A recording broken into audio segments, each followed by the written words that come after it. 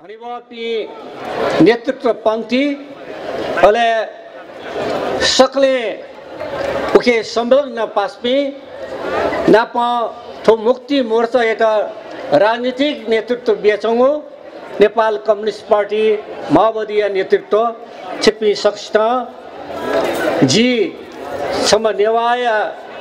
cam तया ल्याख छिपिन त थो तो सोकोबु त मुजा थन यान छना दिउदु उद्घाटन या ज्याजो सफलता या लागि दुनुगला निसे आपला आपला भिन्टुना आशया आ थो उले ज्यादुंगा थौ कने गुगु छिकपनि मुजा दुई बैठक त दुई अधिवेशन त दुई उखि पाके अझ सशक्त अझ प्रभावशाली नेवा मुक्ति मोर्चा या नेतृत्व पंक्ति त छिकबिस चैन या त सफल दुई थोना जुगो भिन्टुना जुला थोना सकले नेवाते पाखे नगा देवेंद्र जी जित तैदिला चाला सा थोनो डबली भिन्टुना बी रगा चाइचुन दिपी हरिवापी नेवा नेलुवा पासपी एकले दि इलो मलावली जी समयसको भाला बिया सक्सिउ पाके नवन बियो रगा तैचोली जी सकले नेवा थियो वेको पनि अनुमति कासे हरिवामा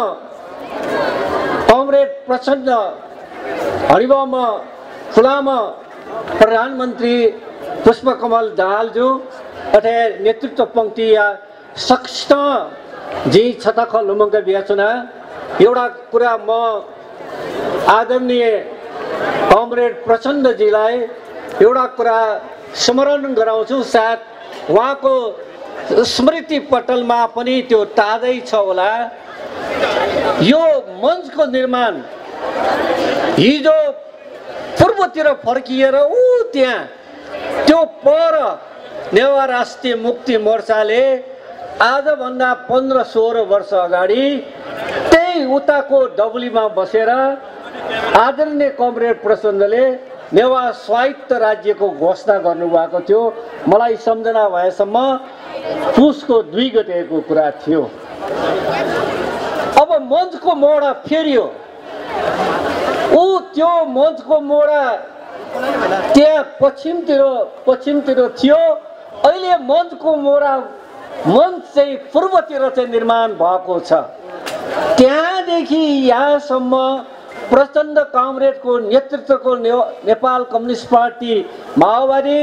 नेवा राष्ट्रिय मुक्ति मोर्चा पुग्दै हामी नेवारहरूले त्यो त्यहाँको मञ्चमा प्रचण्ड कांग्रेसले एउटा नेवार चाहिँ मतलब आवरणमा भेषभूषामा मुठी कसेर नेवा स्वायत्त राज्यको कुरा गर्दाखेरि हामी सबै गडगड भएका थियौँ लालायत भएका थियौँ र हामीलाई लागेको थियो हामी जहाँ जान चाहेको थिए त्यस्तो एउटा चाहिँ वाहन त्यस्तो एउटा चाहिँ बस हामीले पायौँ हामी सबैले त्यो बस काकड भिजा पुग्छ भनेर त्यो बसमा हामीले चढ्यौँ प्रचण्डजीले ह्यान्डल समात्नु भएको थियो इचरीमा नपुग्दै त्यो बस त धरान धनकुटा पो गएछ हामी काकड भिरा जाने भनेर त्यो बसमा चढेका नेवारहरू इतरीमा झरौँ कि धरानमा झरौँ जस्तो भयो